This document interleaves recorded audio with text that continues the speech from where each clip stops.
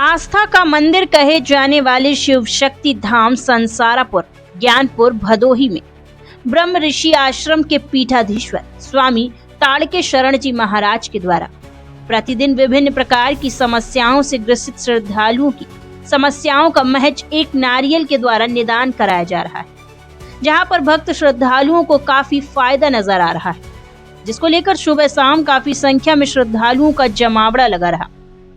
शिव शक्ति आश्रम के पीठाधीश्वर स्वामी ताड़के शरण जी महाराज ने बताया कि उनके आश्रम में प्रतिदिन पूजा आरती हवन यज्ञ कराया जा रहा है, जिसके चलते आश्रम तक अपनी समस्याओं को लेकर आने वाले श्रद्धालुओं की समस्त मनोकामनाएं पूर्ण हो रही हैं। ज्यादातर प्रेत बाधा व्यवसाय भूत प्रेत बाधा की समस्याओं से ग्रसित श्रद्धालुओं का समाधान महज एक नारियल भगवान शिव के मंदिर पर बंधवा कर किया जा रहा है तथा कार्य पूरा होने पर 41वें दिन हवन कराया जाता है।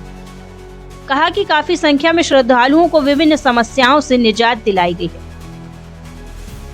ताड़के शरण जी महाराज सारा श्रेय भगवान भोलेनाथ एवं भगवान श्री राम माता जानकी को देते हैं।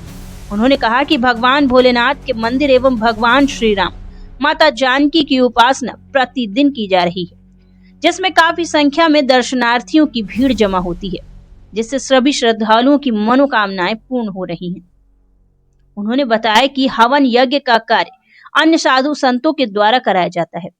आश्रम में आने वाले श्रद्धालुओं की समस्याओं के निदान के लिए महंत चैतन्य शरण जी महाराज, अश्वनी पांडे जी समाज सेवक द्वारा विशेष भूमिका निभाई जा रही है।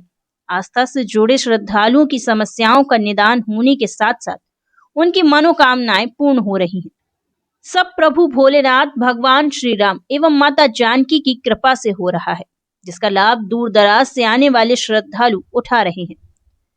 प्रयागराज से इसरार अहमद की खास रिपोर्ट। स्वामी जी, शिव शक्ति धाम में आप विराजमान हैं और यहाँ पर भक्तों की काफ़ी संख्या में भीड़ लग रही है। देखा यह गया कि भक्तगण जो है अपनी समस्याएं लेकर आ रहे हैं, उनका निदान भी हो रहा है आपके द्वारा। क्या कहेंगे इसको लेकर के आप?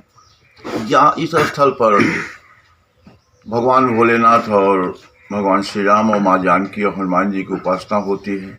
नित्य यहाँ हवन यज्ञ पूजा होता रहता है।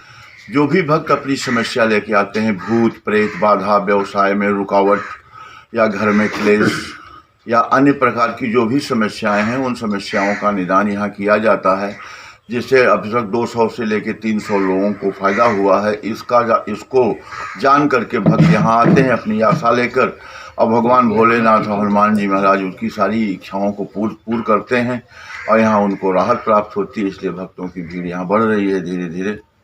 आश्रम में देखा गया है कि तेज़ी के साथ तैयारियां चल रही हैं, तो अभी कुछ और चीज़ें बनवाने के लिए भक्तगण कह रहे थे।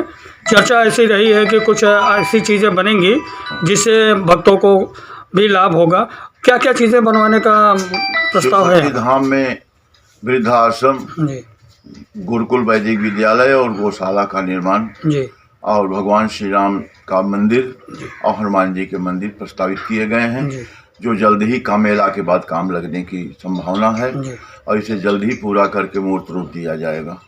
यहाँ पर हवन पूजन कराने के लिए भक्तों को क्या क्या व्यवस्थाएं करनी होती हैं? हवन पूजन कराने भक्तों को यहाँ अपनी समस्या समाधान करने के लिए एक नारियल बंधवाया जाता है जी, जो 24 घंटे के अंदर उनकी समस्याओं में परिवर्तन आना चालू हो जाता है। और समस्या उनकी समाप्त होने के 41वें दिन बाद हवन कुंड में वही नारियल छुड़वा करके और हवन सामग्री के द्वारा उनका हवन कराया जाता है तथा उनके समस्त विकार उसमें जलकर नष्ट हो जाते हैं। तो स्वामी जी, आप के आश्रम तक पहुंचने के लिए भक्तों को किस मार्ग से आना पड़ेगा? तो वो अपनी समस्याएं अगर लेकर आ रहे हैं यहाँ पर कि स्वामी जी के माध्यम से समाधान हो जाए, तो वो कैसे पहुंचेंगे आपके आश्रम तक? प्रयागराज और वाराणसी से आने वाले लोग गोपीगंज से आएंगे जी, सूर्यमा से पहुंचने वाले लोग दानूपुर और गिराई मार्ग से आएंगे, ज्ञानपुर भदोही से पहुंचने वाले लोग ज्ञानपुर और गिराई मार्ग से आएंगे जी। आने का रास्ता सुगम और बढ़िया है। यहाँ रोड की व्यवस्था है और यातायात की संपूर्ण व्यवस्था है। भक्तों को आने में किसी प्रकार की कोई समस्या नहीं है। भक्तों के रहने और खाने की भी व्यवस्था आश्रम द्वारा सुचारू रूप से की गई है। भक्त रहना चाहेगा, जो नहीं जा पाएगा उसको रहने की भी व्यवस्था यहाँ दी गई है। चलते चलते स्वामी जी, आज छठी मैया का पर्व पूरा देश बड़े ही धूमधाम के साथ मना रहा है, तो बधाई संदेश में आप उनको क्या कहना चाहेंगे देशवासियों को? अब छठी मैया का पूजन भगवान सूर्य की उपासना से शुरू होता है, जो भक्तों के लिए फलदायी है। मैं सभी भक्तों को शुभकामनाएं एवं बधाई देना चाहता हूँ। सूर्य भगवान और छठी मैया उनकी सभी मनोकामना पूर्ण करें।